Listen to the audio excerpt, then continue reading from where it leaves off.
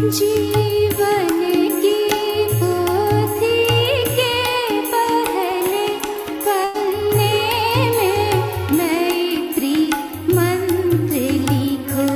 जीवन की पोथी के पहले पन्ने में मैत्री मंत्र लिखो। सिर दर्द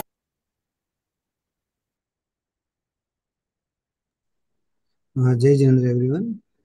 मैं हमारे PR committee chairperson Savita ji को इनवाइट करूंगा कि वो आज के वक्ता का स्वागत करे और उसका इंट्रोडक्शन दे।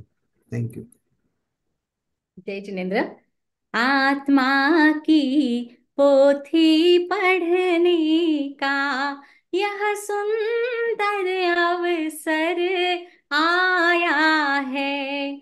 पर्वाधिराज पर्युषण का आज तीसरा मंगल दिन है। आप सभी की तपस्या की खूब खूब सुख साता पूछते हुए अनुमोदना करते हैं। पावन पर्व मिलन का आया, आज हृदय के द्वार खोल दे। अहंकार के कड़वे विष में मधुर क्षमा का सार घोल दे। परम पूज्य समनी जी, प्रतिभा प्रज्ञा जी, आज का आपका विषय यही है, मैत्री, आध्यात्मिकता का सार। हम पिछले 2 दिनों से समनी जी की सुंदर और सरल भाषा में जो वाणी सुन रहे हैं, उससे हम लाभान्वित हो रहे हैं। प्रतिभा प्रज्ञा श्री जी आचार्य श्री महाश्रमण जी की प्रबुद्ध शिष्या है। वे फ्लोरिडा इंटरनेशनल यूनिवर्सिटी में जैन योग तुलनात्मक धर्म दर्शन की प्रोफेसर है। उनकी शोध आधुनिक जैन योग प्रेक्षाध्यान के इतिहास तथा विधियों पर आधारित है। आपने लंदन में जैन वर्ल्ड पीस सेंटर की स्थापना की तथा वर्तमान में आप इसकी आध्यात्मिक प्रमुख हैं। आपने राजस्थान में टमकोर में एक ग्रामीण विकास परियोजना की शुरुआत की है तथा वहां महाप्रज्ञा इंटरनेशनल स्कूल की स्थापना भी की है। आइए हम सभी सुनते हैं मैत्री, आध्यात्मिकता का सार। वीतराग। परमात्मा महावीर को नमन। अनंत शक्ति के स्रोत परम पूज्य गुरुदेव श्री को नमन। समुपस्थित भाइयों और बहनों,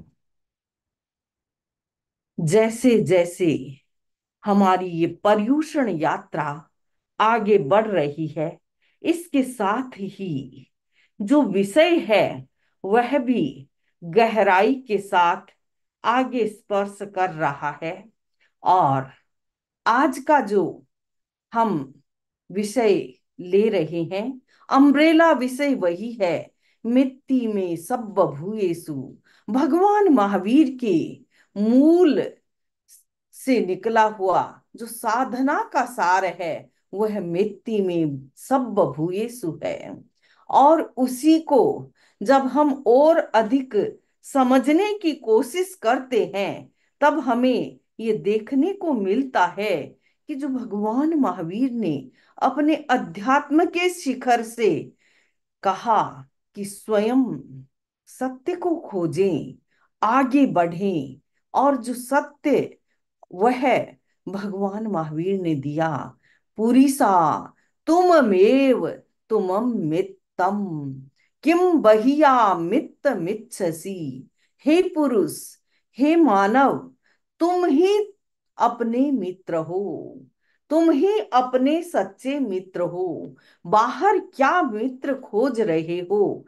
और जब ये बात हमें समझ में आती है कि मित्र की खोज, बहुत सारे लोग ये बात करते हैं कि समनी जी, मेरे तो 50 फ्रेंड्स हैं। और कोई कोई कहते हैं कि मेरे सैकड़ों सैकड़ों फ्रेंड्स हैं, जहां कहीं जाऊं वहां मेरे फ्रेंड मिल जाएंगे। तो ये एक बात है, यानी क्रिएटिव रिलेशन। लेकिन जो भगवान महावीर कह रहे हैं कि हे पुरुष, तुम ही तुम्हारे मित्र हो, तुम ही अपने मित्र हो। और बाहर के मित्र खोजना, क्योंकि बाहर के मित्र कभी न कभी आपको निराश करते हैं। कभी आपने लिखा कि मैं आ रहा हूं अमुक डेट पर, sorry, we are on holidays, आप मित्र से नहीं मिल सकते। कभी आपने लिखा तो मित्र फिर वापस आपको मैसेज करता है कि मैं बिजनेस टूर पर हूं। और कभी और कोई न कोई कारण बन जाता है, कभी स्वास्थ्य कारण बन जाता है, कभी परिवार कारण बन जाता है, तो कभी बिजनेस कारण बन जाता है, तो कभी हॉलीडेज कारण बन जाते हैं। लेकिन बंधुओं और बहनों, जो मित्र, जो आध्यात्मिक मित्र है, वह बाहर नहीं है। अध्यात्म का मतलब ही वही है जो आपके भीतर है, वही आपका मित्र है। और आपके भीतर कौन है? आपकी आत्मा है। कल ही मैंने चर्चा की थी कि जो ये मेटाफिजिकल डुअलिज्म है, उस द्वैतवाद में एक आत्मा है और दूसरा शरीर है। हम कई बार शरीर में देहाध्यास, यानी शरीर के साथ हमारी इतनी मित्रता हो जाती है, शरीर के बारे में हम सोचते बहुत हैं, और शरीर की परिचर्या, और कई बार मैं देखूं कि शरीर के लिए समय भी बहुत लगाया जाता है। तो जो व्यक्ति शरीर के स्तर पर जीता है, वह व्यक्ति शरीर के लिए बहुत बड़ा खर्चा भी करता है, बहुत बड़ा एक अपना इन्वेस्टमेंट करता है कि मेरी हर चीज नख से शिख तक सब कुछ अच्छा ही दिखे, मैं भीतर से कैसा भी हूं, क्या भी कर सकूं, लेकिन बाहर से सब कुछ अच्छा दिखे। ये देहाध्यास की परंपरा है। आपने सुना होगा माइकल जैक्सन, जो वेस्टर्न वर्ल्ड के बड़े प्रसिद्ध सिंगर थे, और उन्होंने क्या किया? उन्होंने इस सत्य को भुलाया और दूसरे सत्य की ओर गए। एक ही शरीर पर कितनी सर्जरी कराई, कितने मेडिसिन लिए, और कितने प्रकार की उन्होंने जो बातें, यानी उनका खाना, उनकी व्यवस्था, जब उनकी लाइफ स्टोरी के बारे में पढ़ा जाता है तो पता चलता है कि वह व्यक्ति जिन्होंने अपने शरीर पर बहुत बड़ा इन्वेस्टमेंट किया, काली चमड़ी को गोरी बनाया, और भी बहुत सारी चीजें की, लेकिन आखिर अंतगति, अंतगति इस पुद्गलमय शरीर की एक ही गति है, एक ही प्रारूप होता है। लेकिन जो व्यक्ति शरीर में उलझ जाता है, जो बदलने वाला है, क्षण क्षण बदल रहा है, इस पर भी काल का अपना प्रभाव है, समय का अपना प्रभाव है, अवस्था का अपना प्रभाव है।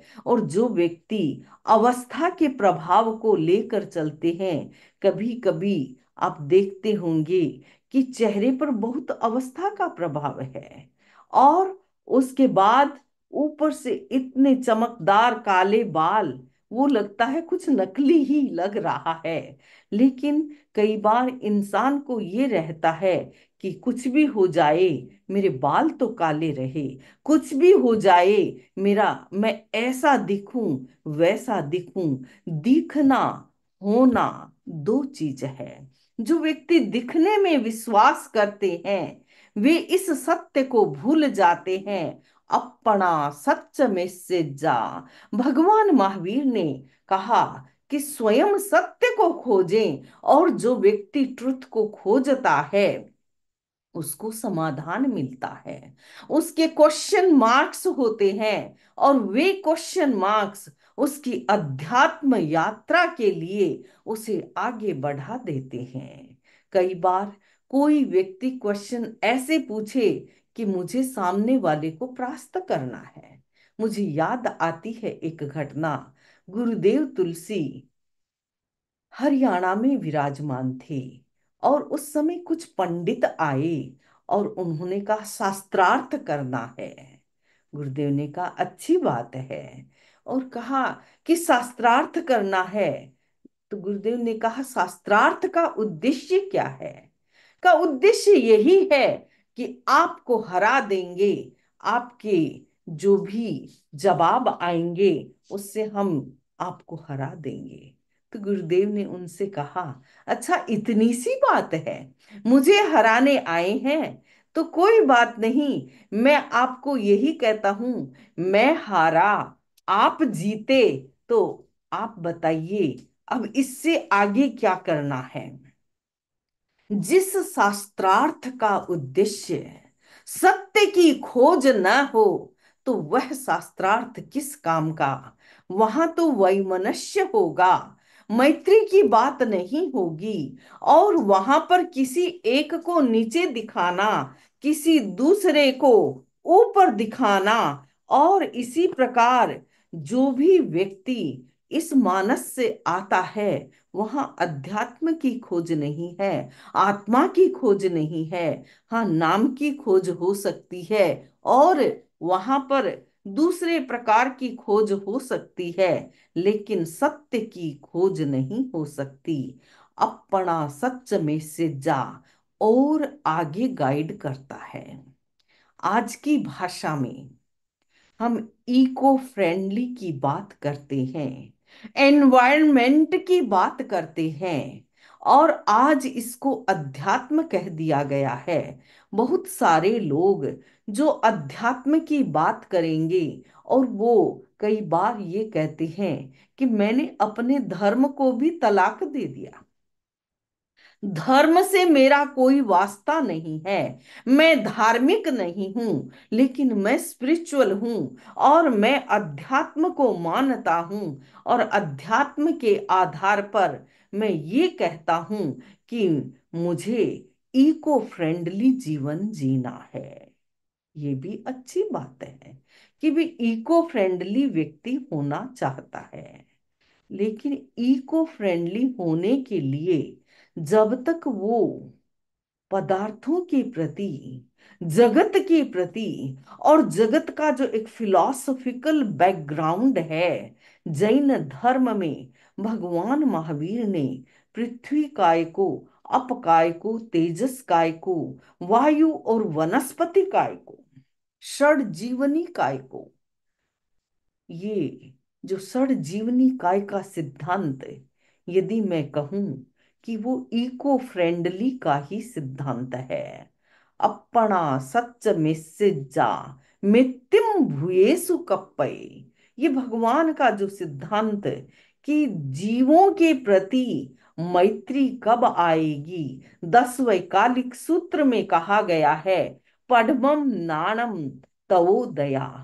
पहले आपको ज्ञान तो होना चाहिए। जो व्यक्ति इको फ्रेंडली की बात कहे उसे इको फ्रेंडली का ज्ञान भी होना चाहिए, और वो एनवायरनमेंट के प्रति सजग होना चाहिए। और जो व्यक्ति ये सजगता रखते हैं उन्हें इको फ्रेंडली का सही मीनिंग सामने आ जाएगा, गो ग्रीन का मीनिंग भी सामने आ जाएगा। और ये आय तुले पयासु, आत्मा की तुला, तुला यानी तकड़ी, जो वेइंग मशीन, जो आजकल हम वेइंग मशीन काम लेते हैं, वो वेइंग मशीन तो आप उस पे वेट रखो, लेकिन जो पुराने जमाने में जब तुला के द्वारा तोल करके व्यक्ति सामान देता, तो एक तरफ बाट होते और एक तरफ उसको मेजर करने के जो साधन होते, और दूसरी तरफ वह सामान रखा जाता था। 1 किलो, 2 किलो, 5 किलो, जो भी होता वह रखा जाता था, तो उससे ही वेट किया जाता और सामान बेचा जाता था। तो ये आय तुले पयासु, ये भी एक बहुत मैत्री का गहरा सिद्धांत है कि आत्मा के समान सबको तोलो। यानी आपका वेइंग मशीन ऐसा हो कि आप अपने आप के समान ही दूसरों को समझ सको। जो व्यक्ति दूसरों के प्रति मैत्री की बात करता है, और जब ये बात सामने आती है, तो वह गहरे अध्यात्म में उतरा हुआ व्यक्ति ही आत्मा के प्रति और दूसरी आत्माओं के प्रति सजग बन जाता है। और हम आगे बढ़ते हैं तो यही चिंतन किस प्रकार एनवायरमेंट से आगे आकर ये एक प्रकार से कलेक्टिव एनर्जी, जो एनर्जी आप में है, जो आत्म तत्व की शक्ति हमारे भीतर है, वही दूसरों के भीतर है। और इससे हेट्रेड, जो घृणा का सिद्धांत है, कुछ लोग रंग के प्रति घृणा करते हैं। उन्हें ये पता नहीं है कि ये तो स्किन का कलर है, भीतर से हमारा एक ही कलर है, आत्मा का। कुछ लोग जाति के आधार पर भी घृणा करते हैं, ऊंच नीच का व्यवहार करते हैं, और उसके बाद वे वहीं अपनी धर्म यात्रा को रोक देते हैं कि यहाँ इसका एंट्रेंस है, यहाँ ऊंची जाति के लोग आ सकेंगे, नीची जाति के लोग यहाँ पर प्रवेश नहीं करते। हम पुनः याद करें भगवान महावीर के सिद्धांत को, एक्का मनुष्य जाई।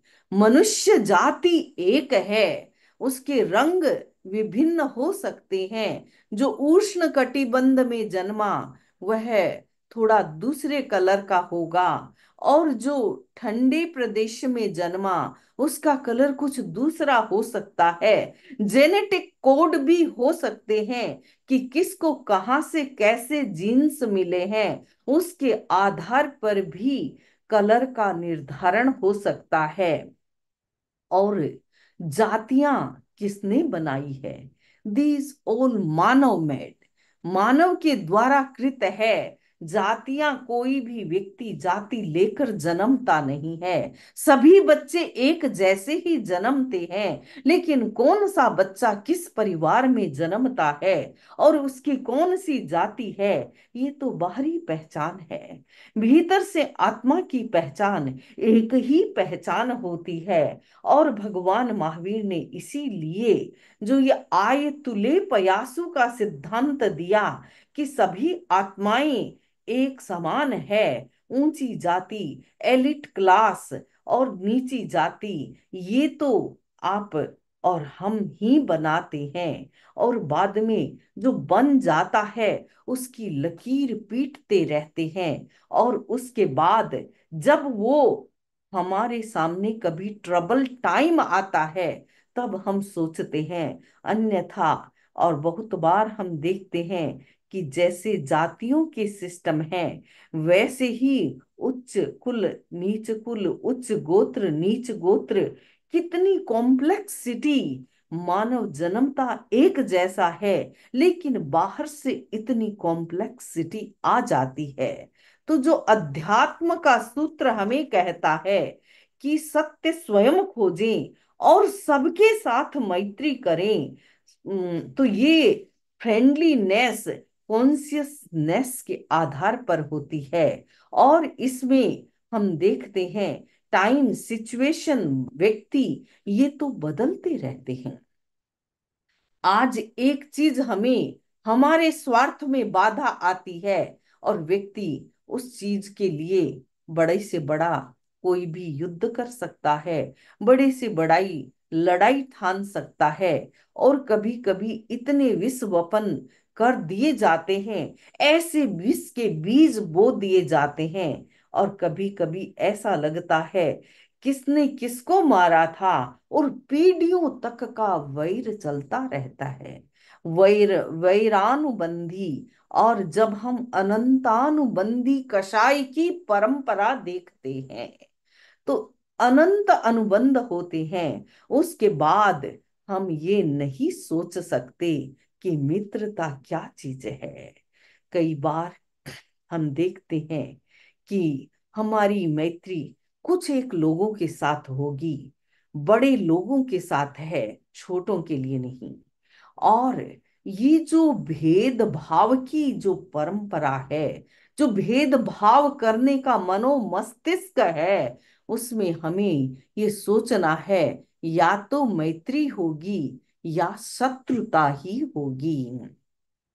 एक मयान में दो तलवार नहीं खटाती है, क्योंकि उसके लिए भी उसका अपना अस्तित्व होता है, उसका अपना स्पेस होता है। और जो स्पेस शत्रुता से भर गया है, जिन आत्म प्रदेशों पर शत्रुता के परमाणु बैठ गए हैं, तो वहां मैत्री के परमाणु एक साथ युगपत नहीं बैठ सकते।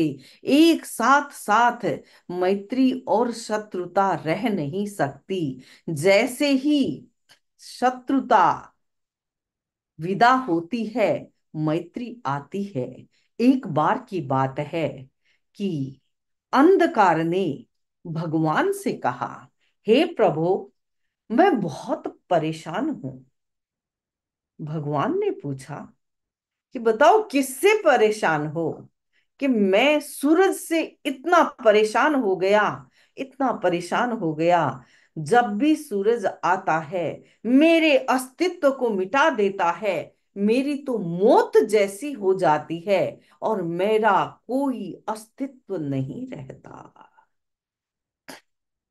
कहा जाता है कि पूछा गया भगवान के द्वारा, अरे बताओ तो सही, वह सूरज कहाँ है?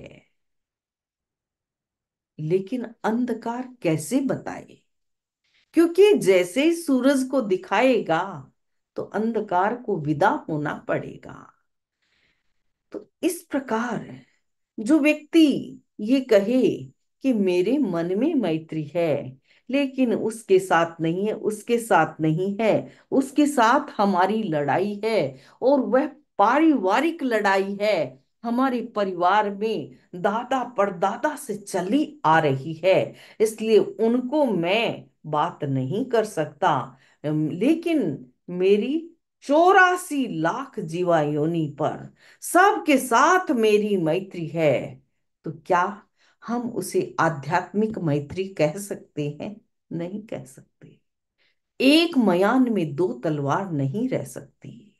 कई लोग ये कहते हैं, मैं तो आध्यात्मिक हूं, लेकिन मेरे साथ जो मेरा पारिवारिक जो समझौता है, वो तो सदियों पुराना है, और लिखित कर दिया गया कि अमुक अमुक व्यक्तियों के साथ हमारा कोई संबंध नहीं रहेगा।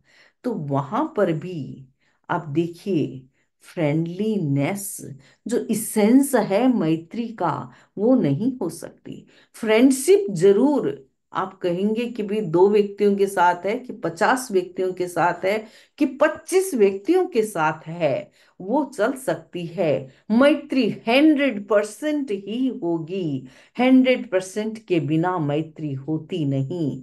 2%, 3% और 90% वाली मैत्री चल भी नहीं सकती। क्यों नहीं चल सकती? क्योंकि अध्यात्म इतना इतना व्यापक शब्द है। अधि आत्मनि, जो आत्मा के अंदर है, तो आत्मा के अंदर ये दो तत्व एक साथ नहीं रह सकते। दिन और रात हमारे एक ही समय और एक ही स्थान पर एक साथ नहीं रह सकते। इसलिए हमें आगे बढ़ना है कि हम इस पर्यूषण में देखें कि जो ये फ्रेंडशिप है, जो मैत्री संबंध है, वो व्यक्ति और घटना और संबंध वाचक है। लेकिन हम देखें कि जो मित्र है, मित्र के साथ आपकी मित्रता कहाँ तक होती है? मित्र आपको पार्टी देता है, आप मित्र को पार्टी देते हैं। मित्र आपको खाने पर बुलाता है, आप उन्हें खाने पर बुलाते हैं। मित्र के साथ आप ऐसे रहस्य शेयर कर देते हैं कि वही ये बात ऐसी हो गई, बड़ी रहस्यमय बात है, और ये रहस्य मैं तुम्हें ही बताता हूँ। तो इस प्रकार उसके साथ आप शेयर भी करते हैं, और उसके साथ कुछ आदान प्रदान भी चलता है। दुख सुख की स्थिति आ जाए, जीवन में उतार चढ़ाव आ जाए, तो वैसी स्थिति में मित्र काम आता है। लेकिन ये व्यक्तिगत मित्रता है। जब फ्रेंडलीनेस ये क्वालिटी बन जाती है, तब ये परमानेंट हो जाती है, ये गुणवाचक है, और गुण के साथ ये भाववाचक भी है। भीतर से भाव भी प्रभावित होते हैं। आप देखें भगवान पार्श्वनाथ के जीवन को। भगवान पार्श्वनाथ और कमठ दोनों का वैर एक भव का वैर नहीं था, दो भव का नहीं, पिछले लगभग अनेक भवों में वह वैर चलता रहा। लेकिन ये एक तरफा चला। जब जब पार्श्वनाथ भगवान का जीव और कमठ का जीव मिलते हैं, कमठ हर बार शत्रुता के साथ आता है, और वह शत्रुता का भाव हर जन्म में बरकरार रखता है।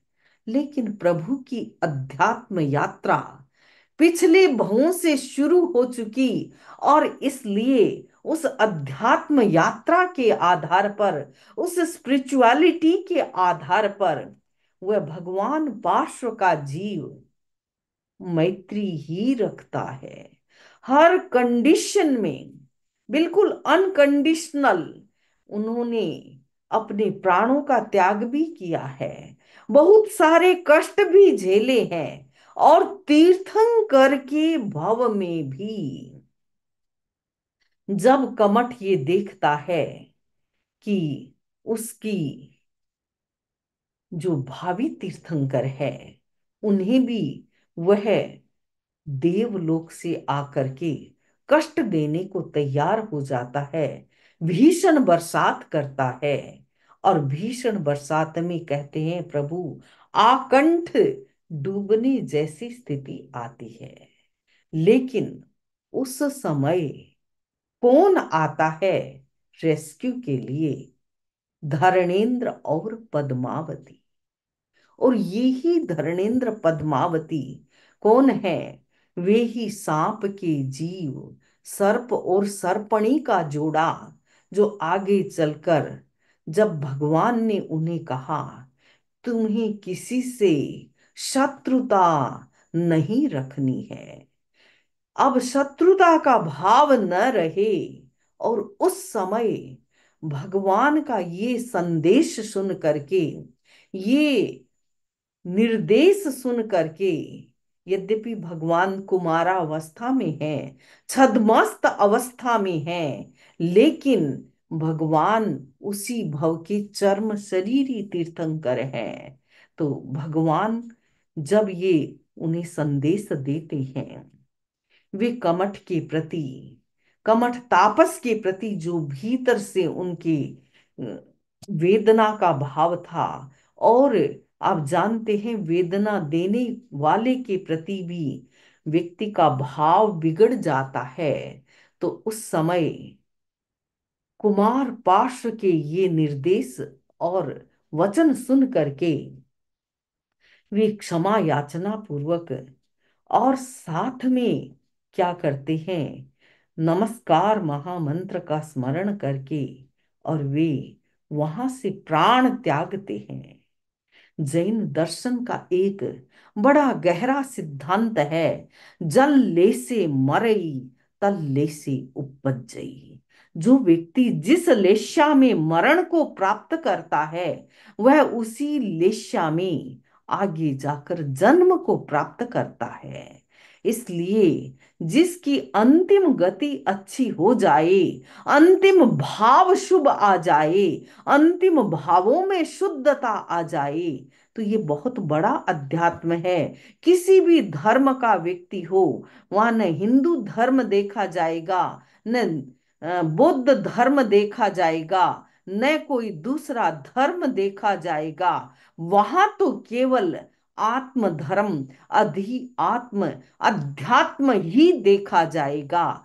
कोई भी व्यक्ति, क्योंकि पवित्रता किसी की बपोती नहीं है, पवित्रता कहीं भी हो सकती है। तो ये नाग नागिन का जोड़ा अपने प्राण त्यागता है शुभ भावों के साथ, और तिर्यंच भव से, यानी नीची गति से ऊपर की गति में जाता है देवलोक में, और धरणेन्द्र पद्मावती बनते हैं। और ये ही दोनों जीव, देखिए, मित्रता, परम पावन मित्रता, और वही मित्रता उनके आगे काम आती है। उसी मैत्री भाव से वो वापस नीचे आते हैं। अरे, भावी तीर्थंकर पर इतना बड़ा उपसर्ग आया है, इतनी बड़ी विघ्न बाधा आई है, और ये सर्पछत्र कैनोपी तान देते हैं, और उनकी भगवान की ऐसी सुरक्षा करते हैं। नीचे सर्प एक सिंहासन सा बना देते हैं, और ऊपर छत्र।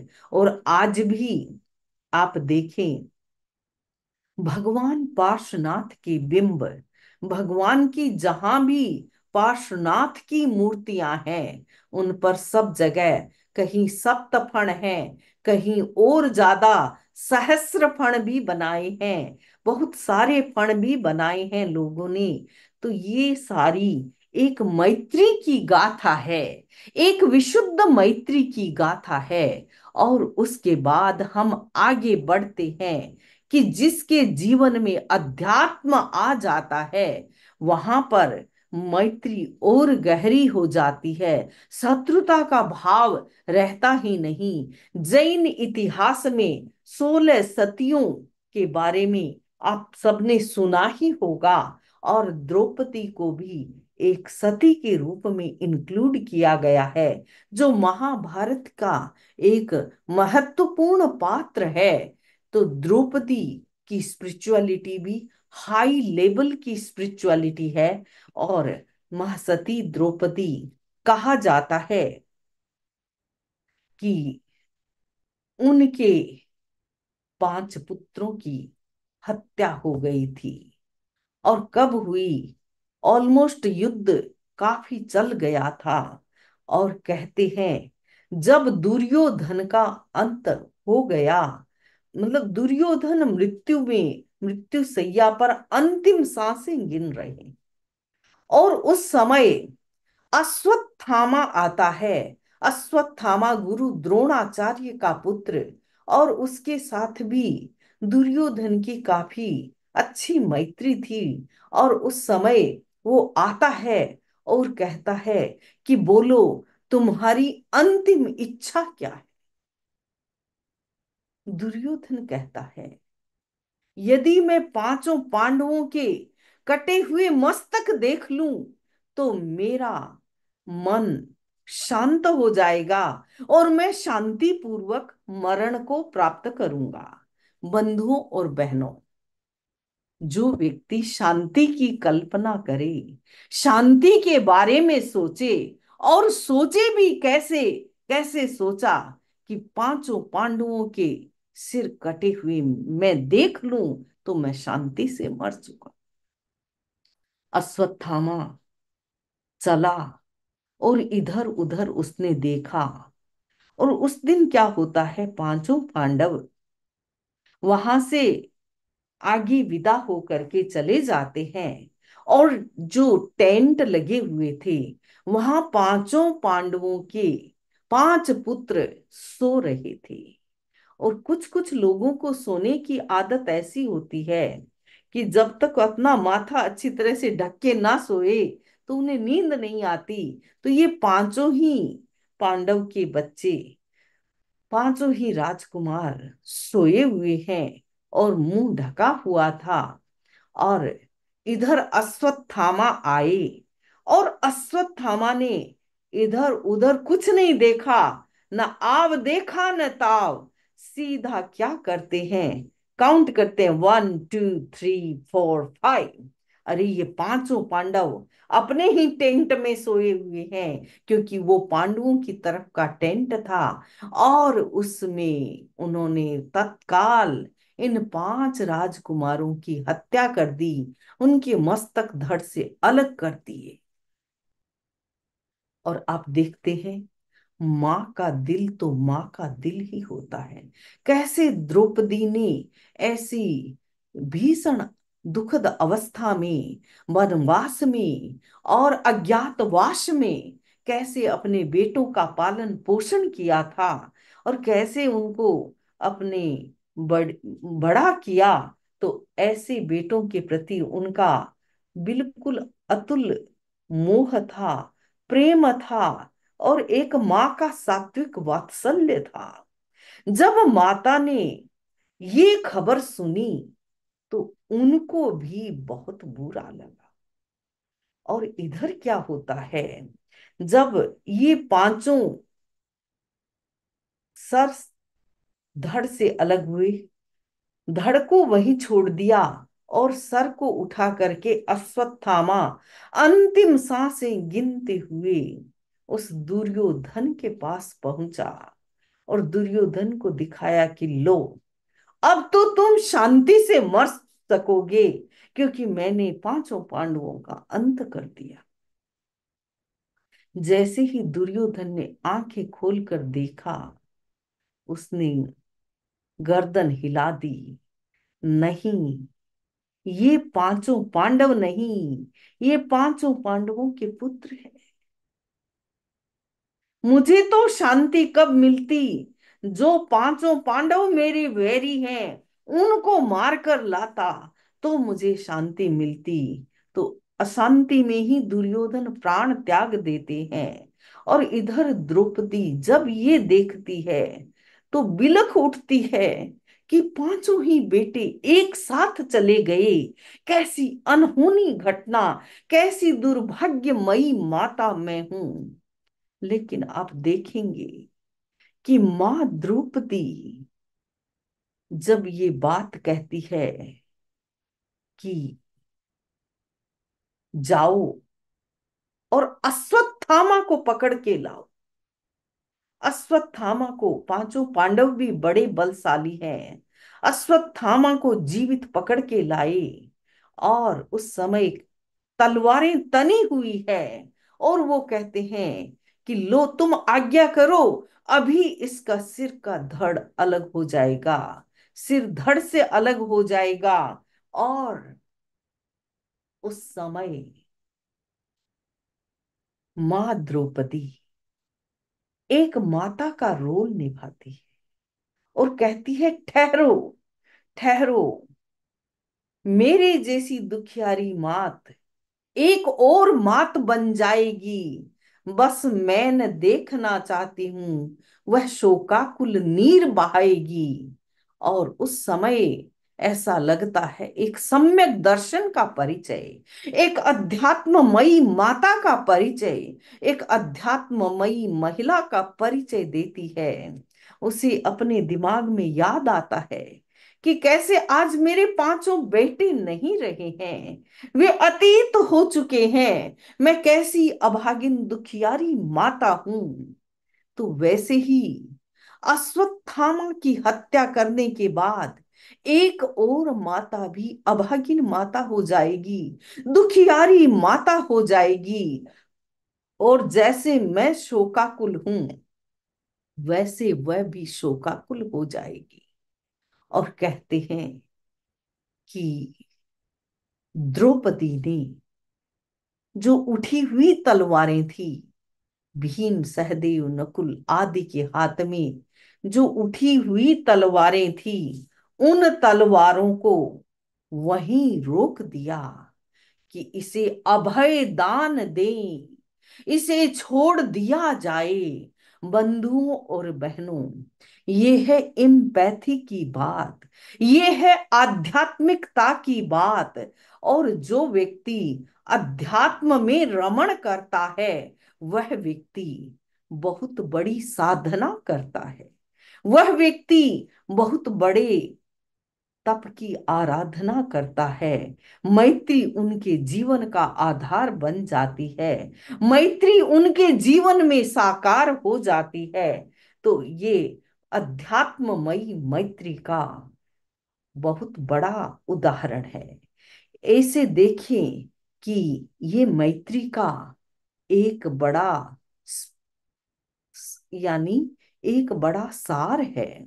जहां मैत्री है वहां किसी के प्रति हत्या की बात, वैर की बात, वैमनस्य की बात आ नहीं सकती। दोनों एक साथ नहीं रह सकते। तो ये सिद्धांत हमें सजग करता है कि जो भी व्यक्ति अध्यात्म के मार्ग पर आ जाता है और जो स्पिरिचुअलिटी है वह तो उसका इसेंस बन जाती है, उसके लिए बहुत बड़ा सार बन जाती है और उसका आधार बन जाती है। तो हम अध्यात्म की बात को समझें और अध्यात्म को समझ करके मात्र सिंपैथी ही नहीं, इम्पैथी तक की यात्रा करें। और मुझे इस प्रसंग में मार्टिन लूथर किंग, जिन्होंने लव की स्ट्रेंथ पर, अहिंसा की स्ट्रेंथ पर एक बहुत बड़ा रास्ता दिखाया, और उन्होंने कहा, darkness can not drive out by darkness, only light can do that. Hate cannot drive out hate. Only love can do that. यदि किसी के मन में जो अतीत की हेट है वो उसी को लेकर रखेगा तो वह व्यक्ति आध्यात्मिक हो नहीं सकता, मैत्री की डगर पर चल नहीं सकता। आध्यात्मिक होने के लिए उस व्यक्ति को दो में से एक ही चुनना पड़ेगा, दो में से एक ही रास्ता लेना पड़ेगा। दोनों तलवारें, कोई कहे कि मैं एक म्यान में दो तलवार रख दूं, वैसा भी नहीं होगा। तो बहुत जरूरी है कि भगवान महावीर का जो सिद्धांत है, मेत्ती में सब भूयेसु, मेत्तिम भूयेसु कप्पये, तो सबके फ्रेंड बने। सबके फ्रेंड यानी एक ऐसी मैत्री भावना प्राणी मात्र के प्रति हमारे भीतर समा जाए, वहां न रंग भेद की दीवारें हों, न जाति भेद की दीवारें हों, न पैसे की स्टेटस की दीवारें हों। वहां पर एकदम आत्मिक भाव से मैत्री की चर्चा रहे। मैत्तिम भूयेसु कप्पये, मैत्तिम भूयेसु कप्पये। भगवान महावीर जो जिनके अनेक अनेक वैरी कैसे कैसे कष्ट देते हैं, लेकिन वहां वे किसी भी कष्ट को सामने नहीं रखते। इन कंक्लूजन हम याद करें वह घटना जब हम देखते हैं कि उस समय जब गोसालक, गोसालक कौन है? उनका अपना शिष्य, छद्मस्त अवस्था में बनाया हुआ शिष्य, साधना काल में स्वीकृत शिष्य, और जब वह देखता है केवल ज्ञान के बाद भगवान की सभी बातें उन्हें सबके गले उतर रही है, लोग आ रहे हैं, और वह भी उसी ईर्ष्या में स्वयं को धर्माचार्य घोषित करता है। इतना ही नहीं, तीर्थंकर भी घोषित कर देता है, और साथ में भगवान के संग के विरुद्ध भी बहुत सारी बातें बोलता है, बहुत सी ऐसी ऐसी घटनाएं करता है। और तो और एक आश्चर्यकारी घटना जिसे हम कहते हैं कि वो घटना अपने आप में एक आश्चर्य है। कोई भी तीर्थंकर किसी भी सामान्य मानवी से कभी भी प्रभावित नहीं होगा, उनके देह पर भी उसका प्रभाव नहीं होगा। लेकिन वही गोसालक जब तेजोलेशा छोड़ता है, जब तेजोलेशा, और देखिए ये तेजोलेशा भी उसने भगवान महावीर से सीखी है। कब सीखी है, साधना कैसे की है, जब वह भगवान महावीर का शिष्य है और भगवान महावीर ने उसे उस विषम परिस्थिति में भी बचाया था, जब उसने वैशंपायन ऋषि का अपमान किया और ऋषि ने तेजोलेशा उस पर छोड़ी, तो उससे वह बहुत भयभीत हुआ, जलने लगा।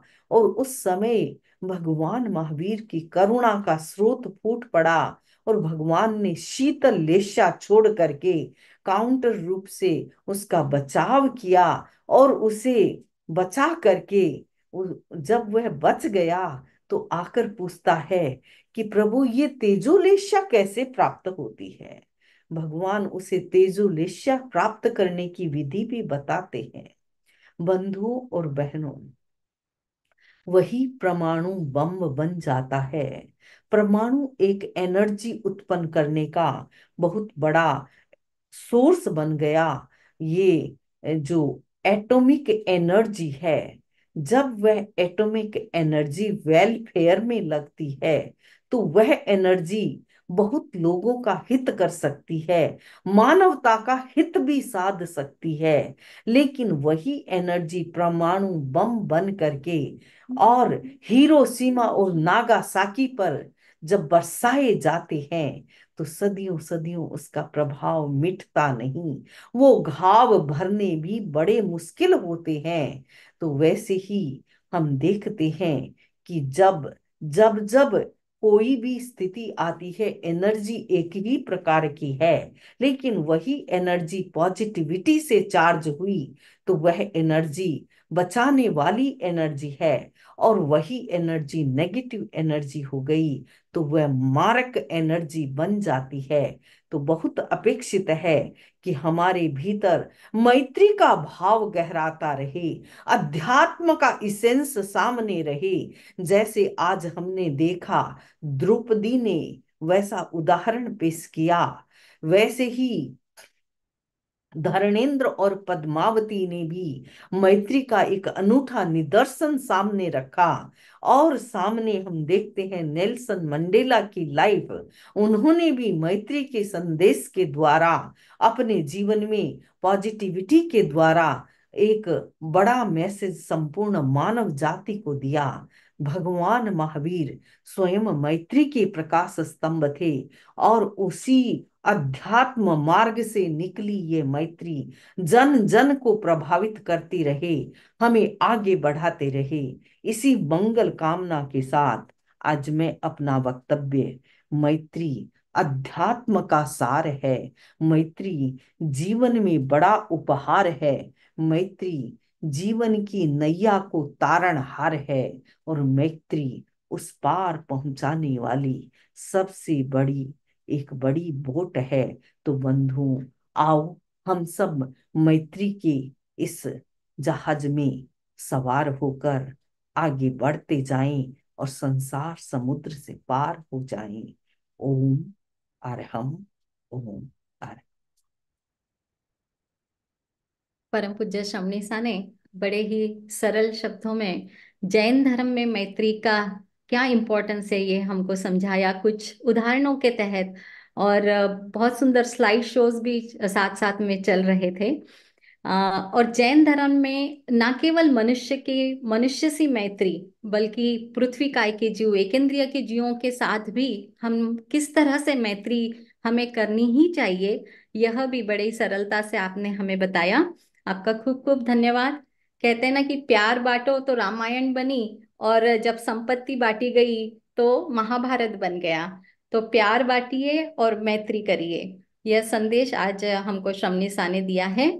अगर किसी को क्वेश्चन है तो आप लोग चैट में लिख सकते हैं, या फिर खुद को अनम्यूट करके भी पूछ सकते हैं।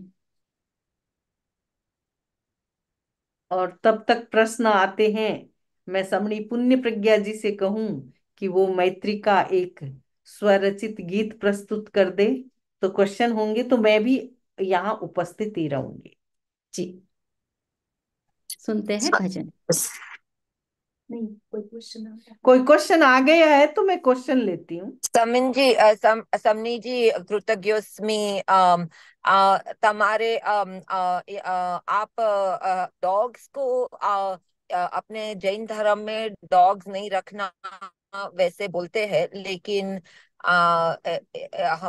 हमने डॉग रखा है और हमारा बहुत सालों से जैन खाना खाते हैं और बिल्कुल नो मीट और वेरी वेरी नाइसली हमने रेस्क्यू किया था। Is that okay? आपका प्रश्न मुझे लगता है बहुत लोगों का प्रश्न है और काफी लोग हमें समय समय पर पूछते हैं। तो आपने कहा कि भाई डॉग को हमने वेजिटेरियन किया, पहली बात रेस्क्यू किया है, दूसरी बात है वेजिटेरियन रखा है।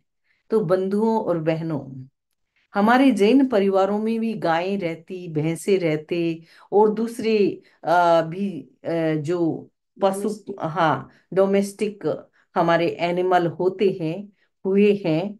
और उस दृष्टि से आपने अपनी करुणा का एक विस्तार किया है और एक मैत्री भावना भी आपने प्रकट की है कि जो डॉग जिसको बहुत कोई कठिनाई में होगा या कैसे भी आप लेके आए, रेस्क्यू करके लेके आए, तो उस दृष्टि से आपके मन में उसके प्रति करुणा का ही भाव है। और साथ में आप उसको वेजिटेरियन रख रहे हैं, यह भी एक प्रकार से मुझे नहीं लगता कि जैन धर्म का इसके साथ कोई विरोध है। इसके साथ मुझे नहीं लगता कोई भी विरोध है क्या।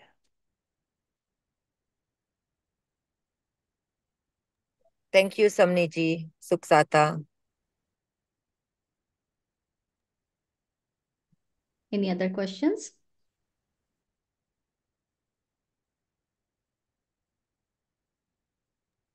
हम भजन सुन सकते हैं अभी, जब तक कि अगर हाँ किसी और को क्वेश्चन होंगे तो they can write it in the chat, तो बाद हाँ में उसका जवाब दे सकेंगे। जी। हाँ, समणी पुण्य प्रज्ञा जी आमंत्रित हैं एक भजन के लिए।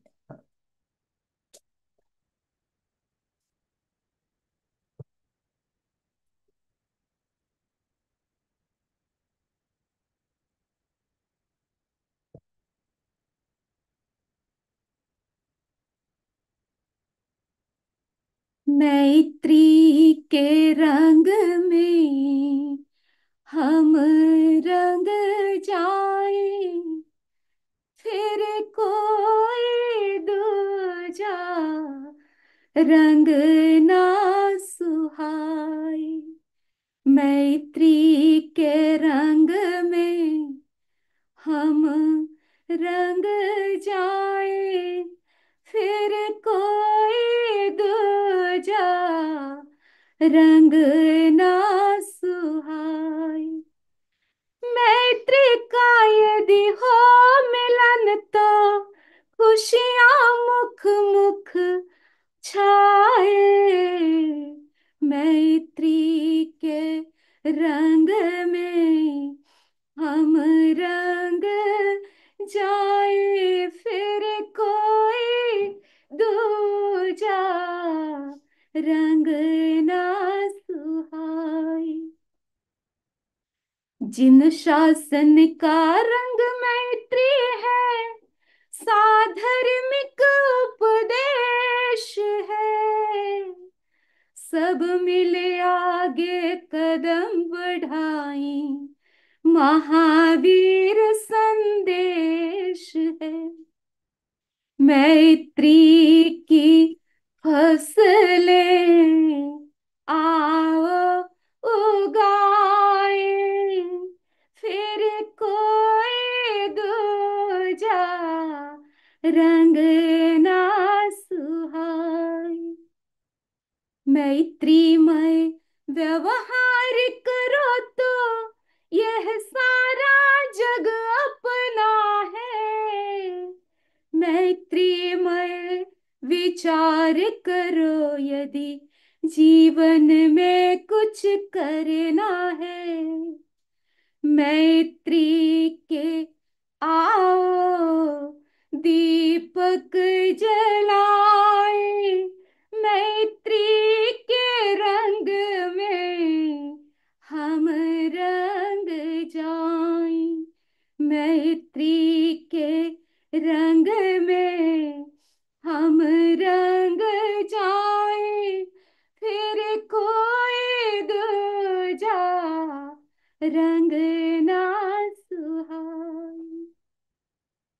मैत्री से मीठा कोई फ्रूट नहीं है, मैत्री से सुंदर कोई रूप नहीं है, मैत्री से मीठा कोई फ्रूट नहीं है, मैत्री से सुंदर कोई रूप नहीं है, मैत्री के फूलों से खुद को सजाए, मैत्री के रंग में हम रंग जाएं, मैत्री के रंग में हम रंग जाएं, फिर कोई दूजा रंग ना सुहाए। ओम अरहम। बहुत सुंदर सुरीला भजन सुनाने के लिए आपका खूब खूब आभार। Thank you. Question, I don't think anybody has any questions. Mangal Path ji, मंगल पाठ फरमाइएगा। कर।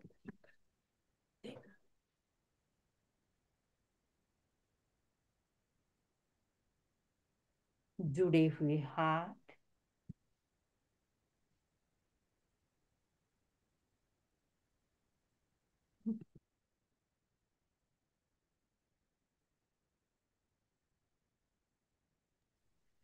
नमो अर्हंताणम, नमो सिद्धाणम, नमो आयर्याणम, नमो उवज्झायाणम, नमो लोये सब्ब साहूणम। एसो पंचनमुक्कारो सब्ब पावपणासनो, मंगलाणं च सब्बेसिं परमं हवै मंगलम। चत्तारि मंगलम अर्हंता मंगलम, सिद्धा मंगलम, साहू मंगलम, केवलिपन्नतो धम्मो मंगलम। चत्तारि लोगुत्तमा अर्हन्ता लोगुत्तमा, सिद्धा लोगुत्तमा, साहू लोगुत्तमा, केवलिपन्नतो धम्मो लोगुत्तमो। चत्तारि शरणं पवज्जामि, अर्हन्ति शरणं पवज्जामि, सिद्धे शरणं पवज्जामि, साहू शरणं पवज्जामि, केवलिपन्नतं धम्मं शरणं पवज्जामि। अंगूठे अमृत बसे, लब्धि तना भंडार, श्री गुरु गौतम समरिये, मन वांछित फलदाता। ओम अरहम। मथेन बंदा।